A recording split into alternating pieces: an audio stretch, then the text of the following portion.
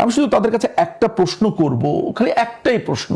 5ই অগাস্টের পর ছাত্রলীগ করত, কিন্তু এখন এই এনসিপি, ইনকিলাব মঞ্চ, বিএনপি, জামাতের সাথে যারা আছে তারা কি আসলেই ছাত্রলীগ করত? যদি তাই হয় তাহলে হাসনাত, সার্জিস কিংবা সাদিক কাইয়ুম কিংবা আরো যারা যারা যারা যারা আছে, যাদের আগে আমরা ছাত্রলীগ, যুবলীগ, আওয়ামী লীগের সাথে দেখতে পেতাম, এখন এই অবৈধ দখলদার বাহিনীর সাথে মিশেছে, তাদের ব্যাপারে আসলে ডিসিশনটা কি?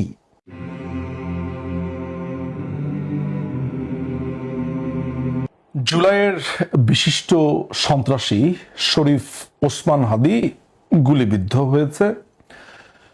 গুলিবিদ্ধ হয়ে মাথার খুলিটুলির অবস্থা নাকি খুবই ভয়ঙ্কর অবস্থা। তার ডাক্তার অর্থাৎ ডক্টর জাহিদ রায়হান, যিনি অপারেশন করেছেন, তিনি একটি টিভি প্রোগ্রামে বলেছে যে তার এক কান দিয়ে ঢুকে আরেক কান দিয়ে বুলেট বের হয়ে গেছে। গুলিটা তার ঠিক কানের ওপরে, ডান কানের ওপরে গুলিটা ঢোকে এবং বাম কান দিয়ে বের হয়ে যায়। তো এটা এক কান দিয়ে ঢুকে এই ডান কান দিয়ে ঢুকে এদিক দিয়ে বের হয়ে যায়। ডান কানের ঠিক ওপর দিয়ে এটা ঢোকে গুলিটা, এবং বাম কানের এদিক দিয়ে গুলিটা বের হয়ে গেছে। একজন মানুষ হিসেবে, অর্থাৎ হাদির মতো একটা পাশবিক পশু হিসেবে না, একদম একটা সাধারণ মানুষ হিসেবে, একজন আইনজীবী হিসেবে, একজন প্রফেশনাল হিসেবে, একজন মানবিক মানুষ হিসেবে যে কোনো ধরনের প্রতিহিংসামূলক আচরণ, উগ্রতা, এগুলো বরাবরই আমি নিন্দা জানাই এবং সবসময় এটা বলে এসেছি যে শান্তিপূর্ণ যে কোনো সমাধানই আমাদের কাম্য। 32 ভাঙা, গোপালগঞ্জের মানুষকে খুন করে ফেলা, আওয়ামী লীগ দেখলেই তাকে পেটানো, বঙ্গবন্ধু কন্যাকে নোংরা ভাষাতে আক্রমণ করা, যত রকমের নোংরামো আছে সেটির একটা প্রতিভূ বা একটা সিম্বল বা একটা চিহ্ন যদি আমি ধরি, তাহলে শরীফ ওসমান হাদি তার মধ্যে অন্যতম। আগামী 24 ঘন্টায় অ্যাকশন দেখবো, অ্যাকশন। সাল্লাল্লাহু ছিঁড়ে ফেলাইতে হবে খানকি। বাংলাদেশের অস্তিত্ব থাকবে না যদি গোপালগঞ্জ বাইতে থাকে। ভাই, মুক্তিযুদ্ধের চেতনা কোটান কোট এইটার বিরুদ্ধেই তো জুলাই হইছে। গালাগালি অনেকবার তওবা করি, করবো না, ছেড়ে দিতে চাই। নিজের ছেলে হইছে, এখন তো একটা বয়স আসছে, গালাগালির একটা পর্যায়ে আছে, কিন্তু গাইতো না দিলেও এখন গুলো হয়, এমন পর্যায়ে আসছে। শেখ মুজিব মরার পর জানাজার লোক পাওয়া যায় নাই, গাইবানা জানাজাও কেউ পড়ে নাই। অন্য হাতে বাঁশের লাঠি থাকবে, আমরা বাঁশের লাঠি তৈরি করছি। আমরা বাঁশের লাঠিতে বাংলাদেশের পতাকা এবং আমাদের যে লাল জুলাই রক্তিম লাল তার পতাকা থাকবে। এক হাতে পতাকা, অন্য হাতে লিফলেট। সারাদিন আমরা শাহবাগে থাকবো। আওয়ামী লীগকে অনুরোধ জানাই, আমরা শাহবাগে তো অবস্থান নিয়ে থাকবো, সাহস থাকলে তারা বলুক যে কোনো একটা জায়গায় এই সময় তারা থাকবে। উত্তম গণমাধ্যম দিয়ে পুলিশের হাতে তুলে দিবেন। সচিবালয়ে বসে এখনো জুলাইয়ের বিরুদ্ধে ষড়যন্ত্র করা হয়, সচিবালয় থেকে সেদিনকে আর তাদেরকে বের হতে দেওয়া হবে না। এটা আওয়ামী লীগ তো বললে আমরা জিব্বে ছেড়ে ফেলতাম। তো দিয়ে যে এখানে বোকা স্টুপিড যে শ্রেণীটা আওয়ামী লীগের, এরা বের হয়ে কুকপাক দেয় আর জেলে যায়। বাংলাদেশে অফিসিয়ালি আওয়ামী লীগের কবর রচিত হয়ে যাবে। এই মুহূর্তে আওয়ামী লীগকে নিষিদ্ধ করে দেন। বাংলাদেশের কোন নির্বাচনের ব্যালটে নৌকা মার্কা থাকবে না।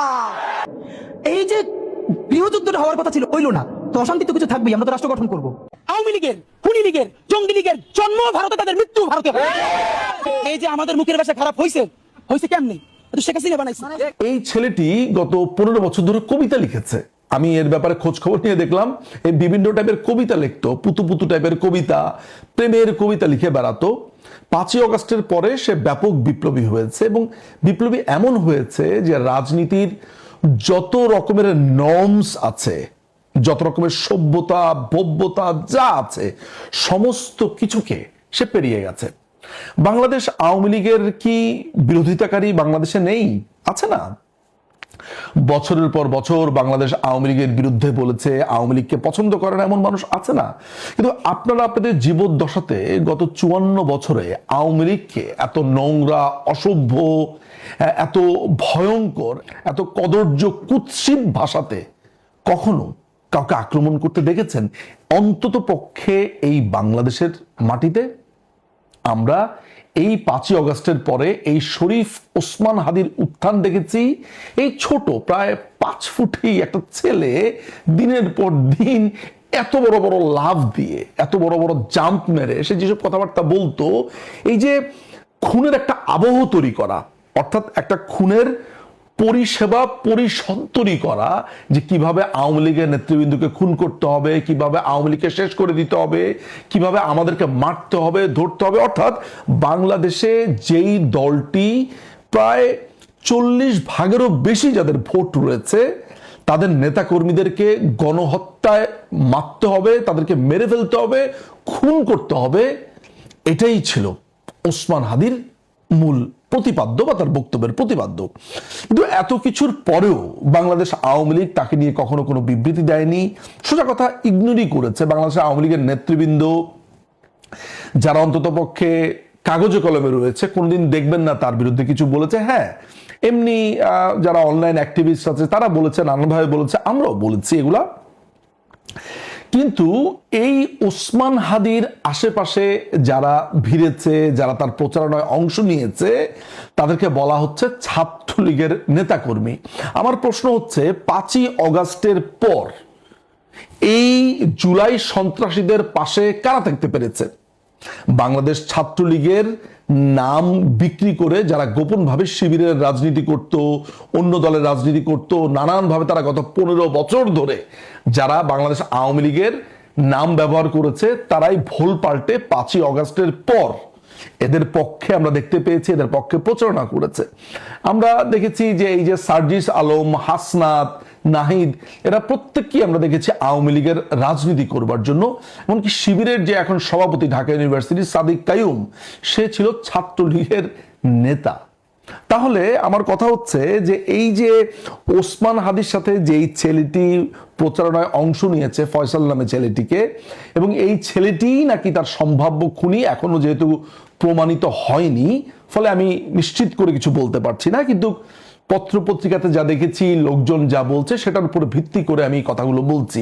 এখন কথা হচ্ছে, এই ছেলেটি আবার গত নভেম্বরে একটি স্কুলে লুট করেছে, 17 লক্ষ টাকা তার জামিন হয়েছে।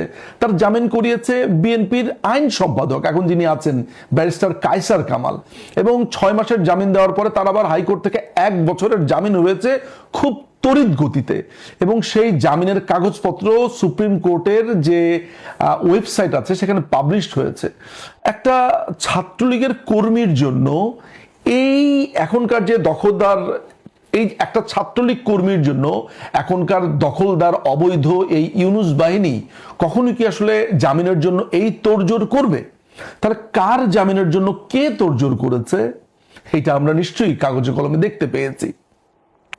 আপনারা খেয়াল করলে দেখবেন যে এই সাদিক কাইয়ুমের সাথে এই ফয়সালের ছবি দেখা গেছে। এই সাদিক কাইয়ুমের সবচাইতে বেশি তোড়জোড় কি আপনি লক্ষ্য করেননি? এই ওসমান হাদি গুলিবিদ্ধ হওয়ার পরে তার যেই আচরণ, স্বরাষ্ট্রমন্ত্রীর পদত্যাগ থেকে শুরু করে এর কাঁধে দোষ চাপানো, ওর কাঁধে দোষ চাপানো, একে মার তাকে ধর, সবচাইতে বড় বেনিফিশিয়ারি কে?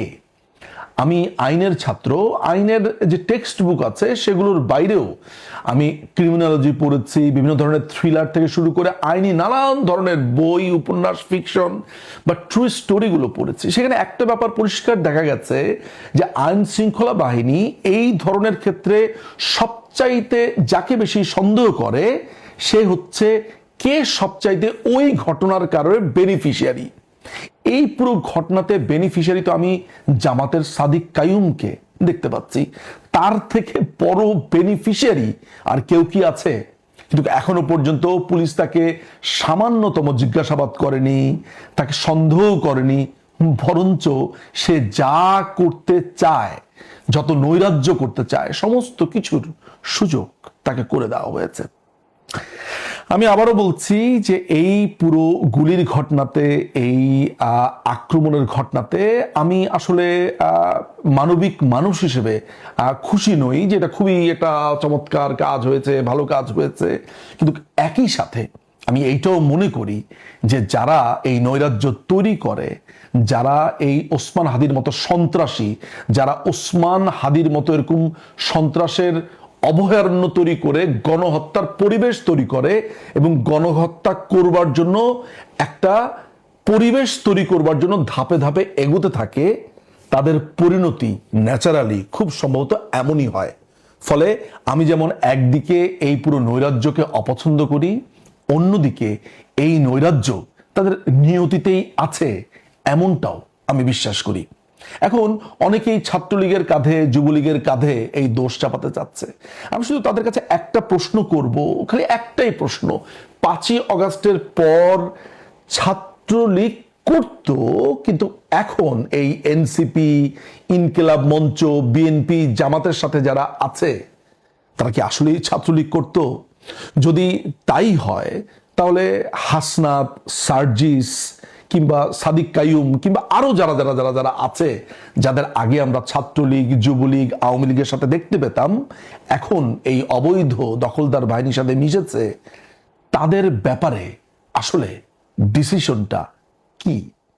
ফলে নিজেদের দোষ নিজেদের লোকরাই নিজেদেরকে হত্যা করবার পর বা হত্যার চেষ্টা করবার পর যখন ঘুরে ফিরে সমস্ত কিছুই আওয়ামী লীগের দিকে চাপানো হয়, তখন এইটা বুঝবার বাকি থাকে না যে এই পুরো ঘটনাটার পরিকল্পনা করাই হয়েছে আওয়ামী লীগকে আরো কর্নাট করবার জন্য, ইলেকশনকে কেন্দ্র করে নতুন আরো নৈরাজ্য তৈরি করবার জন্য।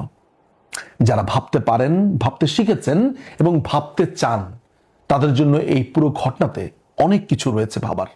আমি বলবো, ভাবুন, ভাবুন এবং ভাবুন, এবং প্রশ্ন করতে শিখুন, জিজ্ঞেস করতে শিখুন যে কিভাবে হয়েছে, কেন হয়েছে, কি হচ্ছে। অনেক ধন্যবাদ।